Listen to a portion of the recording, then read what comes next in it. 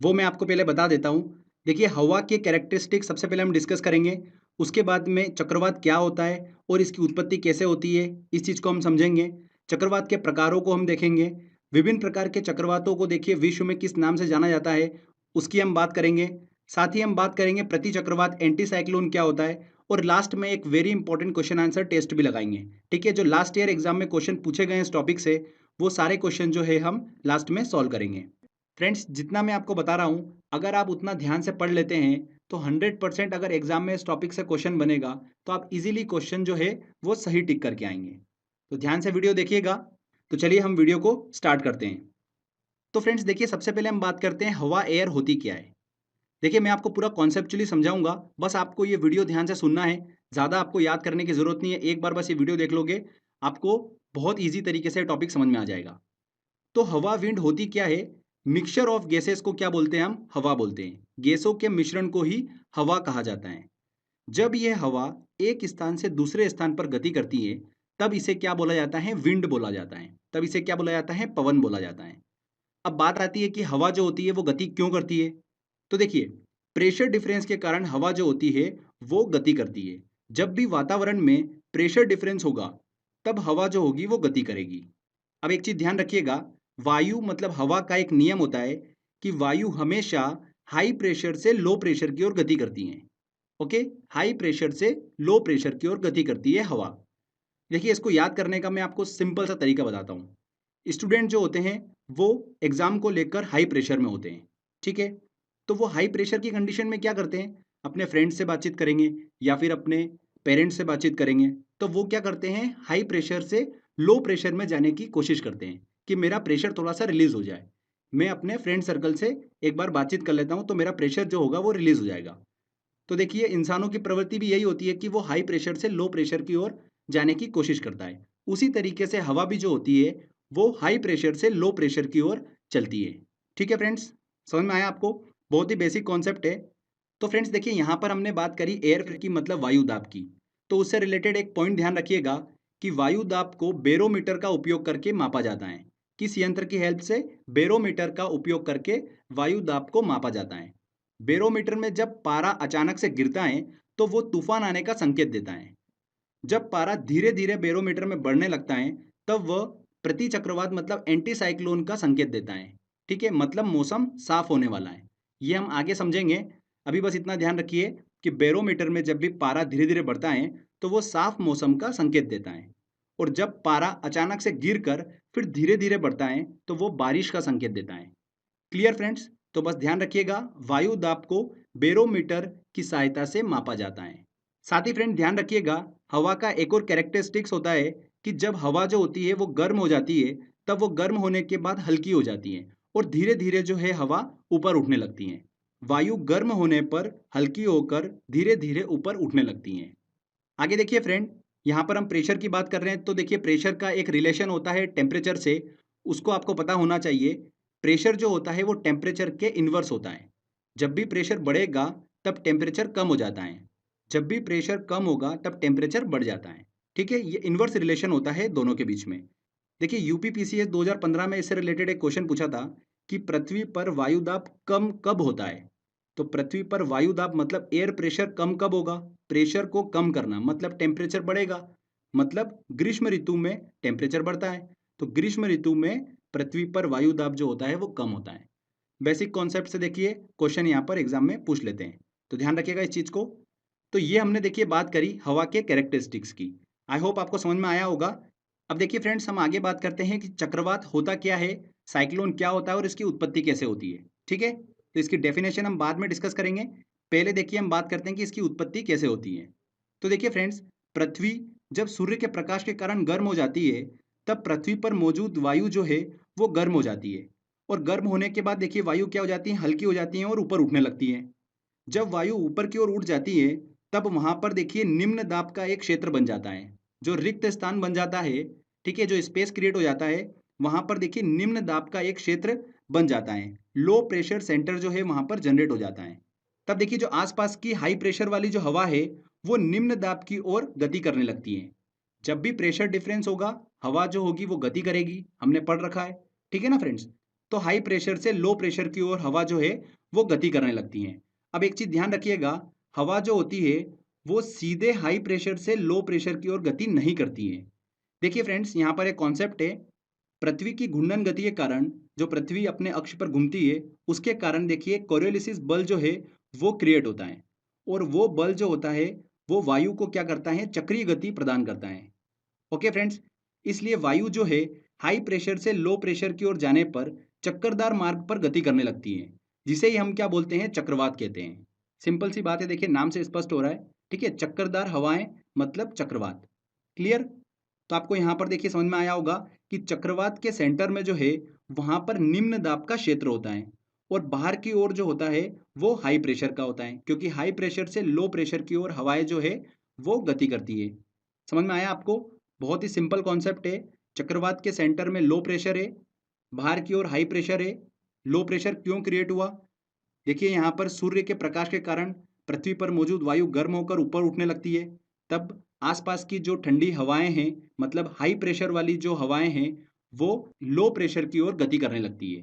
ठीक है, इसलिए चक्रवात के सेंटर में लो प्रेशर होता है और आसपास जो होता है वहां पर हाई प्रेशर होता है। ठीक है फ्रेंड्स, बहुत ही क्लियर है, एसएससी में क्वेश्चन यहाँ से पूछ लिया गया था, इस चीज को ध्यान रखिएगा। अब देखिए यहाँ पर हमने एक फोर्स की बात करी, कोरियोलिसिस बल। ठीक है, कोरियोलिसिस फोर्स ये क्या होता है, बहुत ही इंपॉर्टेंट कॉन्सेप्ट है इसका, ध्यान से समझिएगा। यहाँ से भी एग्जाम में क्वेश्चन पूछा गया था। देखिए, पृथ्वी जैसा कि आपको पता है कि अपने अक्ष पर घूर्णन करती है। इस घूर्णन के कारण वायु की दिशा में डिफ्लेक्शन मतलब विक्षेप देखने को मिलता है। सबसे पहले इस विक्षेप को, डिफ्लेक्शन का अध्ययन किसने करा था? जीजी कोरियोलिसिस ने किया था। इसलिए इस विक्षेपण फोर्स को, इस विक्षेपण बल को, डिफ्लेक्शन को क्या कहा गया? कोरियोलिसिस बल कहा गया।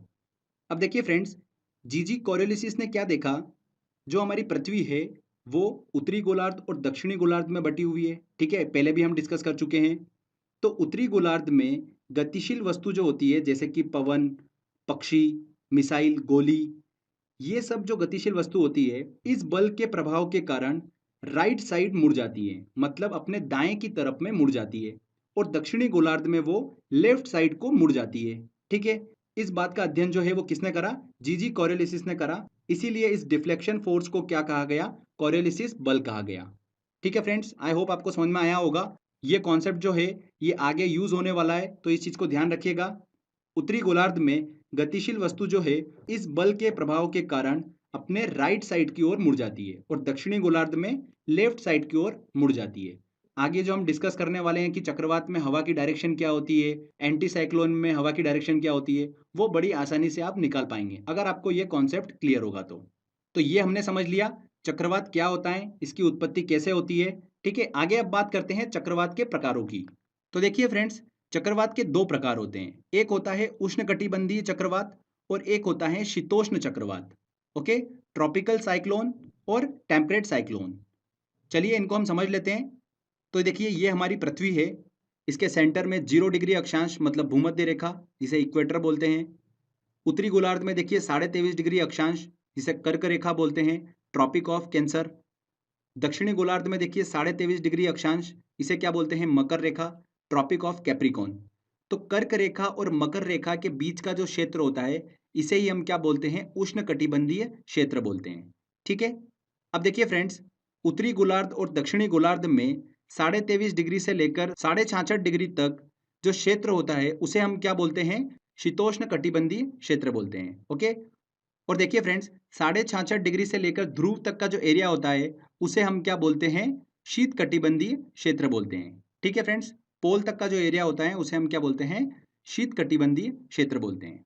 अब देखिए, उष्ण कटिबंधीय चक्रवात और शीतोष्ण कटिबंधीय चक्रवात किसे बोलेंगे? बहुत ही सिंपल है, वे चक्रवात जो कर्क रेखा और मकर रेखा के बीच में मतलब उष्ण कटिबंधीय क्षेत्र में पैदा होते हैं उसे क्या बोलते हैं? हम उष्ण कटिबंधीय चक्रवात कहते हैं। 35 डिग्री से लेकर 65 डिग्री अक्षांशों के बीच आने वाले चक्रवातों को क्या बोलते हैं? शीतोष्ण कटिबंधीय चक्रवात कहते हैं। बहुत ही सिंपल है, शीतोष्ण कटिबंधीय क्षेत्र में आने वाले चक्रवातों को क्या बोलते हैं? शीतोष्ण कटिबंधीय चक्रवात कहते हैं, 35 डिग्री से लेकर 65 डिग्री अक्षांशों के बीच में। ठीक है, उत्तरी गोलार्ध और दक्षिणी गोलार्ध दोनों में। आगे देखिए फ्रेंड्स, हम बात करते हैं कि चक्रवात के दौरान वायु की दिशा जो होती है वो क्या होती है। यहां से भी एग्जाम में देखिए क्वेश्चन बन जाता है। काफ़ी इंपॉर्टेंट है। यहाँ पर देखिए जो मैंने आपको कॉन्सेप्ट बताया था कोरियोलिसिस बल का, वो यहाँ पर यूज़ होने वाला है। जी कोरियोलिसिस ने देखिए क्या बोला था कि जब भी हवा उत्तरी गोलार्ध में हाई प्रेशर से लो प्रेशर की ओर गति करती है तो वो अपने राइट साइड मतलब दाएं तरफ की ओर मुड़ जाती है। ठीक है फ्रेंड्स, मतलब उसमें डिफ्लेक्शन देखा जाता है राइट साइड की ओर। तो देखिए यहाँ पर राइट साइड की ओर हवा जो होती है वो मुड़ जाती है। अब देखिए इस सर्कल को आप पूरा करिए तो देखिए ये क्या बना यहाँ पर, घड़ी की सुई के विपरीत डायरेक्शन में। मतलब उत्तरी गोलार्ध में चक्रवात के दौरान हवा की जो डायरेक्शन होगी वो घड़ी की सुई के विपरीत होती है। समझ में आया आपको? ऐसे ही देखिए दक्षिणी गोलार्ध में बात करते हैं, कोरियोलिसिस बल के कारण हवा जो होती है वो लेफ्ट की ओर मुड़ जाती है। ठीक है, हाई प्रेशर से लो प्रेशर की तरफ चक्रवात के दौरान हवा जब जाती है तब वो सीधे जाने की बजाय अपने लेफ्ट की ओर थोड़ा सा मुड़ जाती है। उसमें लेफ्ट की ओर विक्षेपण देखने को मिलता है। तो देखिए फ्रेंड्स, अब इस सर्कल को आप कंप्लीट करिए तो घड़ी की सुई के देखिए दिशा में ये हमारा कंप्लीट होता है। मतलब दक्षिणी गोलार्ध में चक्रवात के दौरान हवा की जो डायरेक्शन होगी घड़ी के सुई के अनुकूल होगी। क्लियर? बहुत ही इंपॉर्टेंट है ये। आई होप आपको समझ में आया होगा। कुछ भी डायरेक्शन आपको याद करने की जरूरत नहीं है। अगर आपको बेसिक कॉन्सेप्ट पता है कोरियोलिसिस बल का तो आप बहुत ही आसानी से निकाल पाएंगे। आगे फ्रेंड्स हम बात करते हैं विश्व के प्रमुख चक्रवातों के नाम की। तो देखिए फ्रेंड्स, भारत के आसपास समुद्री क्षेत्र में जो चक्रवात आते हैं उसे क्या बोलते हैं हम, साइक्लोन, मतलब नॉर्मली चक्रवात के नाम से जानते हैं।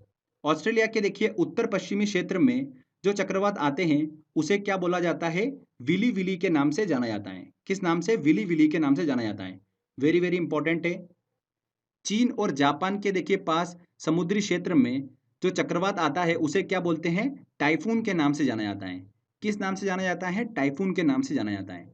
अब देखिए फ्रेंड्स, आगे हम एक और चक्रवात पढ़ने वाले हैं, टॉर्नेडो और टाइफून। इसमें देखिए स्टूडेंट जो है वो अक्सर कंफ्यूज जाते हैं। तो टाइफून को लेकर मैं आपको एक ट्रिक बता देता हूँ। ऐसा ध्यान रखिएगा कि जापान और चीन में आपने देखा होगा कि बहुत सारे बिजनेसमैन रहते हैं। ठीक है, बिजनेस करते हैं। चाइना जो है पूरा भारत में बिजनेस करता है। तो देखा होगा आपने बिजनेसमैन को, वो अक्सर टाई लगा के रखते हैं। तो देखिए फ्रेंड, टाई कौन लगाता है? चाइना में बिजनेसमैन लगाते हैं। तो बस टाई से क्या बन जाएगा? टाइफून। टाई जहां पर भी वर्ड आएगा आपके दिमाग में चाइना आ जाएगा, तो आप कभी भी गलत आंसर नहीं टिक करके आएंगे। तो चीन के पास समुद्री क्षेत्र में जो चक्रवात आता है उसे क्या बोलते हैं? टाइफून के नाम से जाना जाता है। आगे देखिए फ्रेंड्स, यूएसए के मैदानी क्षेत्र से जो ठंडी हवा उठती है और मेक्सिको की खाड़ी से जो गर्म हवा निकलती है वो आपस में टकराती है, तो उससे भयंकर चक्रवात का निर्माण होता है। उसे क्या बोलते हैं? टॉर्नेडो बोलते हैं। और टॉर्नेडो जो है वो कैरिबियन सागर में देखने को मिलता है। ठीक है फ्रेंड्स, जब ये टॉर्नेडो मैदानी भाग में इंटर कर जाता है तब इसे क्या बोलते हैं? टॉर्नेडो एली बोलते हैं। देखिए चक्रवात जब समुद्री भाग में है तब उसे वहां पर टॉर्नेडो बोलते हैं, पर जैसे ही मैदानी भाग में इंटर कर जाता है तब उसे टॉर्नेडो एली के नाम से जाना जाता है। टॉर्नेडो एली जो है वो मुख्यतः मिसिसिपी मिसौरी मैदानी क्षेत्र में जो है वो देखने को मिलता है। ठीक है फ्रेंड्स, इस चीज को ध्यान रखिएगा। एक और इम्पोर्टेंट चीज, टॉर्नेडो जो है वो दुनिया का सबसे खतरनाक चक्रवात है। सबसे खतरनाक चक्रवात कौन सा है? टॉर्नेडो है। इसकी तीव्रता जो है वो फुजिटा स्केल का उपयोग करके मापी जाती है। फुजिटा स्केल का उपयोग करके मापी जाती है टॉर्नेडो की तीव्रता। राइट? आगे देखिए फ्रेंड, हम बात करते हैं हरिकेन चक्रवात की। तो ये अटलांटिक सागर में देखने को मिलता है। मैक्सिको, फ्लोरिडा, वेस्ट इंडीज के तटीय क्षेत्रों में नॉर्मली हरिकेन चक्रवात जो है वो देखने को मिलता है। तो फ्रेंड्स, ये नाम जरूर ध्यान रखिएगा आप। एक और इम्पॉर्टेंट चीज, हरिकेन की जो तीव्रता है वो सेफिर सिम्पसन स्केल से मापी जाती है। किससे मापी जाती है? सेफिर सिम्पसन स्केल से। ओके। हरिकेन प्रायः 1 जून से लेकर 30 नवंबर तक देखने को मिलते हैं। तो फ्रेंड्स, ये देखिए विश्व के प्रमुख चक्रवातों के नाम हमने डिस्कस करे कि चक्रवातों को किस एरिया में किस नाम से जाना जाता है। ओके। आगे बात करते हैं फ्रेंड्स हम प्रति चक्रवात मतलब एंटी साइक्लोन की। बहुत ही सिंपल है, जैसा कि नाम से स्पष्ट है, साइक्लोन का उल्टा। मतलब देखिए, चक्रवात के सेंटर में हमने बात करी थी कि लो प्रेशर होता है और आसपास जो होता है वो हाई प्रेशर होता है।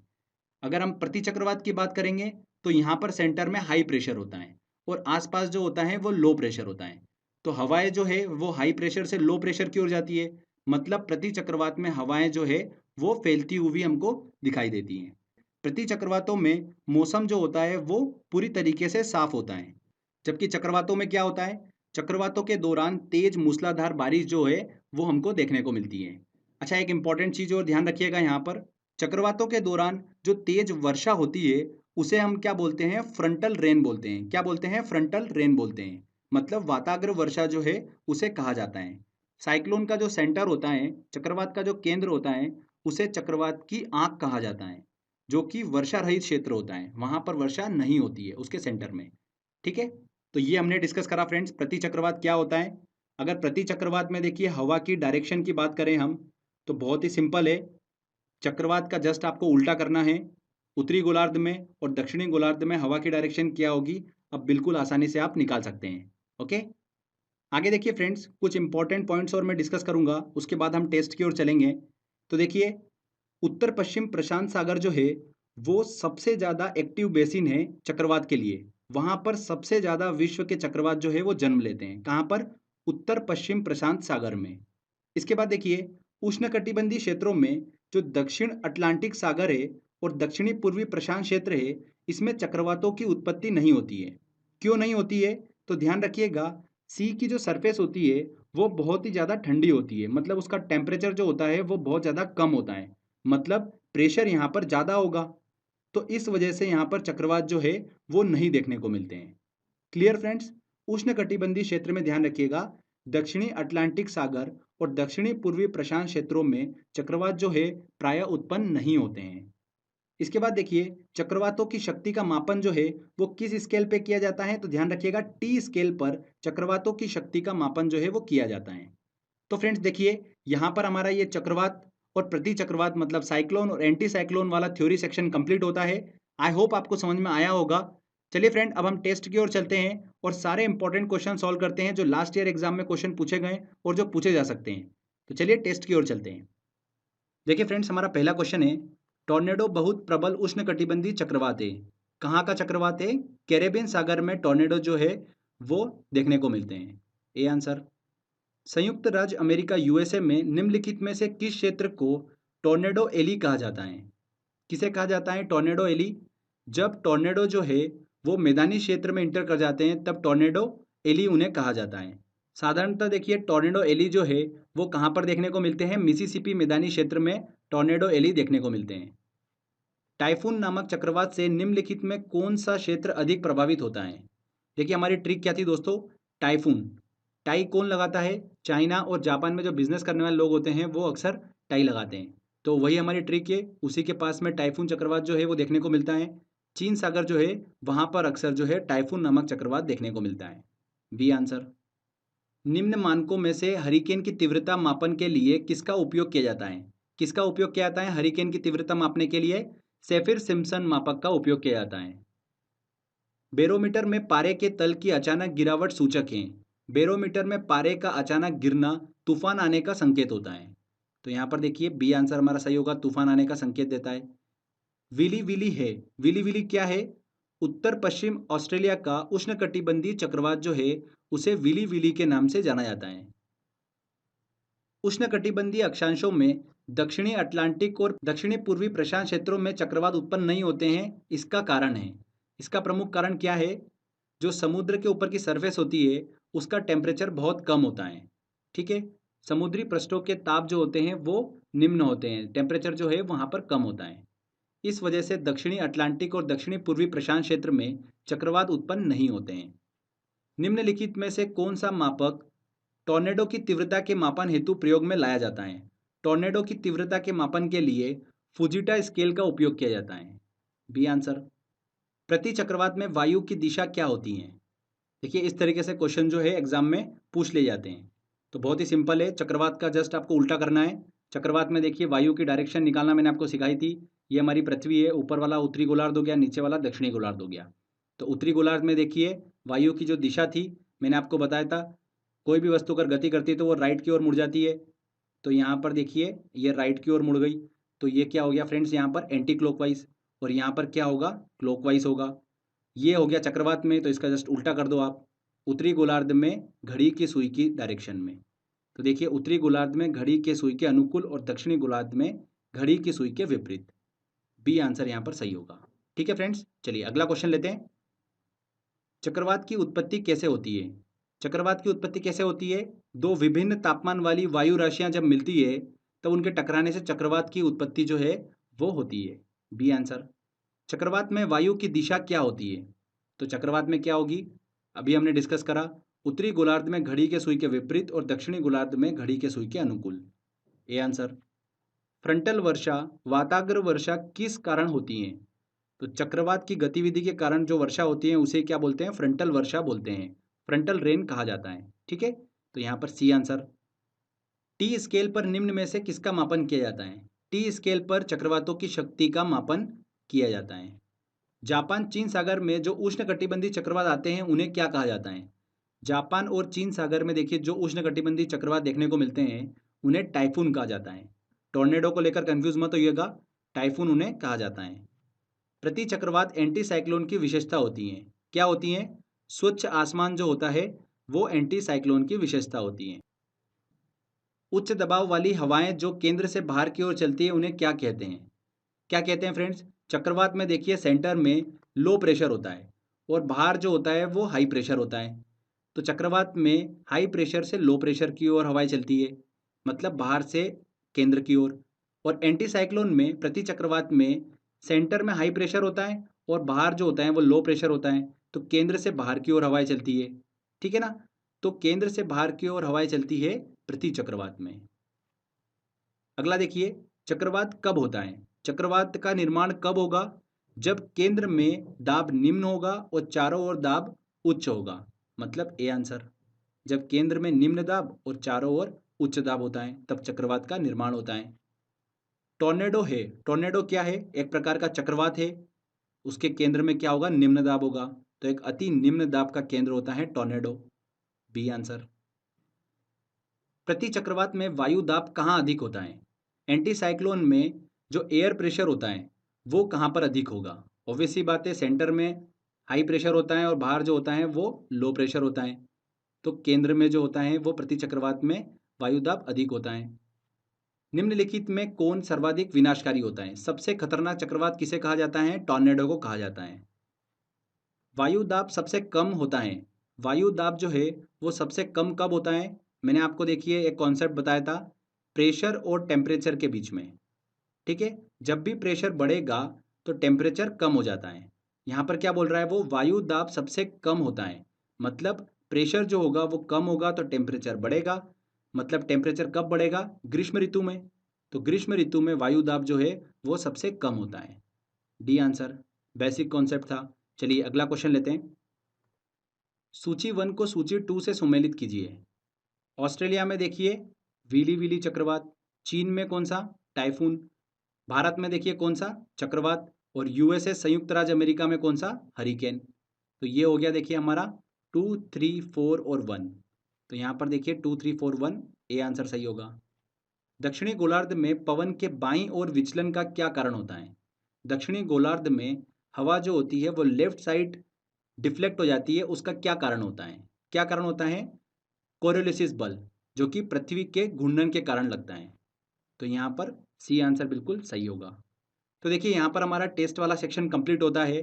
दोस्तों अगर एग्जाम में इस टॉपिक से क्वेश्चन आएगा तो आप 100% क्वेश्चन जो है वो सही करके आएंगे। SB Saroj Kumar सब्सक्राइब कीजिए, इस चैनल को तथा लाइक कीजिए।